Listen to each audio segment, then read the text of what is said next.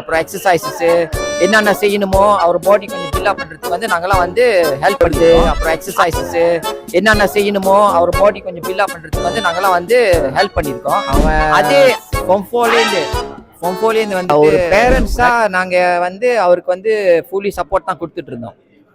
நிறைய சொந்தமாகவே ப்ராக்டிஸ் பண்ணுவார் வீட்டில்.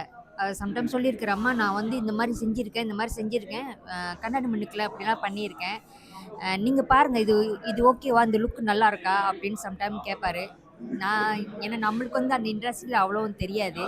ஸோ எனக்கு என்ன சார்னு பார்க்கறதுக்கு எப்படி இருக்காரோ, இது நல்லா இருக்குடா, இது அவ்வளோ நல்லா இல்லை அப்படின்னு சொல்லுவோம் நாங்கள். ஸோ அதுதான் எங்களுக்கு இது. அவர் மேலும் மேலும் நல்லா வரணும்னு ஒரு ஆசை தான் எங்களுக்கு. எல்லா பேரண்ட்ஸ்க்கும் உள்ளது தான்.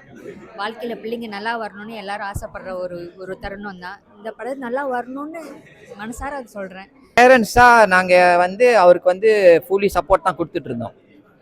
அவர் என்ன செஞ்சாலும் நாங்கள் வந்து தடுங்கல் ஒன்று சொல்லலை, ஃபுல்லி சப்போர்ட் தான் கொடுத்துட்டு இருந்தோம். அவர் நடிக்கிறதுல வந்துட்டு எங்களுக்கு வந்து ஒரு திருப்தியும் கொடுத்துருந்துச்சு.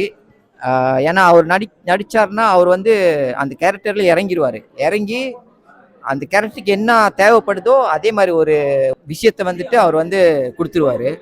சில விஷயம் வந்து அவரே வந்து ரொம்ப முயற்சி பண்ணி ரெடி பண்ணிக்கிட்டாரு.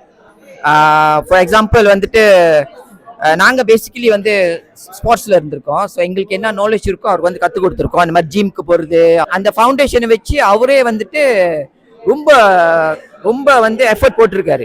எஃபர்ட் போடுறதுனா ஒரு ஃபுட்சாலோட கேரக்டர் வந்து எப்படி இருக்கணும் அதுக்குன்னே வந்துட்டு ஃபுட்சால் ட்ரைனிங்லாம் செஞ்சுருக்காரு. வி ஹோப் தட் இந்த படம் வந்து நல்லா வரும்ன்ட்டு நாங்கள் ஹோப் பண்ணுறோம்.